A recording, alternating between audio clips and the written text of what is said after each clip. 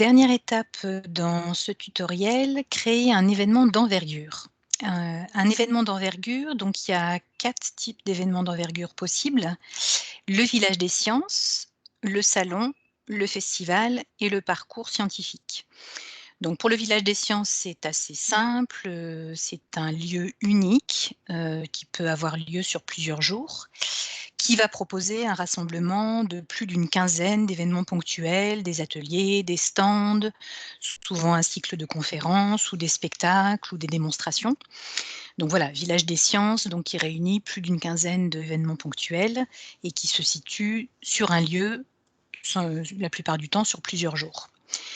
2e type d'événement, les salons. Donc là, on est plus sur une notion de salon professionnel. Ça peut être un salon du numérique, par exemple, donc qui va réunir, là aussi en un seul lieu, quelques professionnels d'un secteur, particulier et du coup, il peut être aussi sur plusieurs jours et souvent, il comprend un petit peu moins d'événements ponctuels qu'un village des sciences, hein. C'est un petit village des sciences, professionnel, on va dire.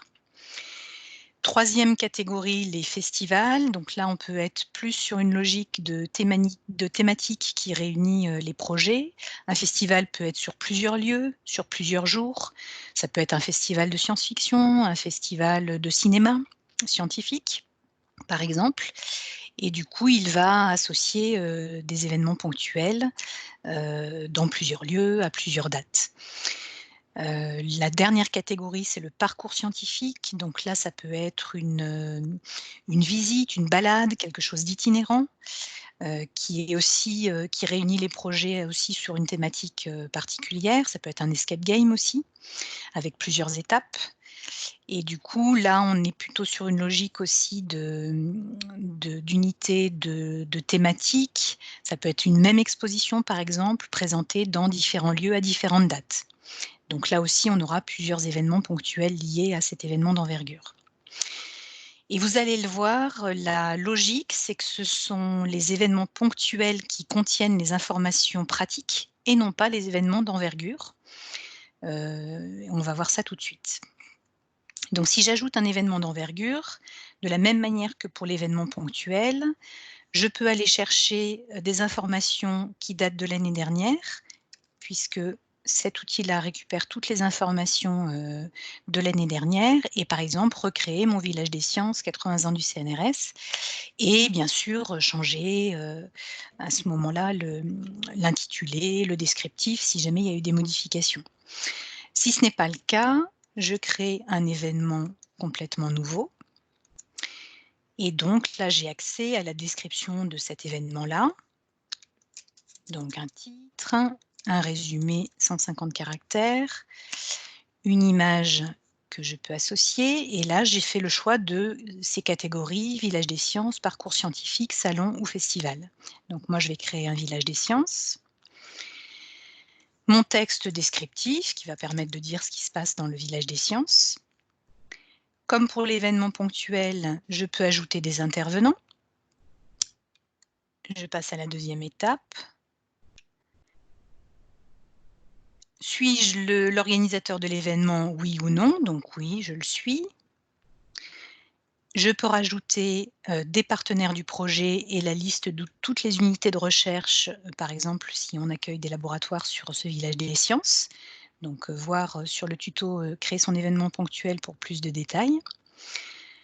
Je continue mes étapes de création de l'événement d'envergure et effectivement, tout de suite, on me demande quels sont les événements liés, les événements ponctuels liés à cet événement d'envergure et là, je vais aller chercher tous les événements, par exemple l'atelier, scolaire sur les pollinisateurs ou celui-ci ou celui-là et je vais lier tous ces événements en les ajoutant à mon événement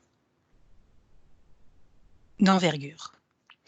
Alors vous avez repéré, là je vais le retirer. Vous avez repéré qu'à aucun moment dans la création de mon événement d'envergure, on me demande ni la date, ni le lieu, ni les publics ciblés. Du coup, vous me comprenez que ces éléments-là apparaissent dans, l'événement ponctuel lié à cet événement d'envergure. Alors, quand il s'agit d'un village des sciences, Si jamais tous les événements ponctuels de ce village des sciences renseignent chacun l'adresse de ce village de manière un peu différente, avec une virgule en moins, avec une majuscule en plus, on peut avoir des confusions.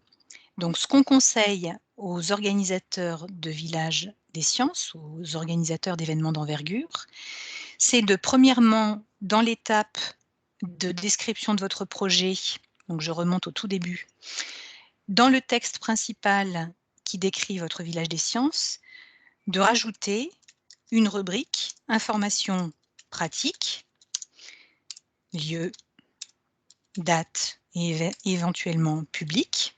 Comme ça, ces informations-là seront dans le corps de votre projet, de description de votre projet. Et deuxième chose, on vous propose de créer un premier événement ponctuel de votre village des sciences, dans mon exemple, qui va lui-même, intégrer les bonnes informations de date, de lieu et éventuellement de public, de manière générale. Cet événement ponctuel, vous pouvez l'appeler information pratique village des sciences, par exemple, et il va servir de modèle à tous les autres événements ponctuels qui vont se rattacher à votre village des sciences. Donc voilà un petit peu la technique qu'on vous propose pour qu'on ait une bonne liaison entre ces informations pratiques, entre les événements ponctuels et l'événement d'envergure, et ensuite chaque événement ponctuel va être lié à son événement, d'envergure. Voilà pour la démonstration de création, d'un événement d'envergure.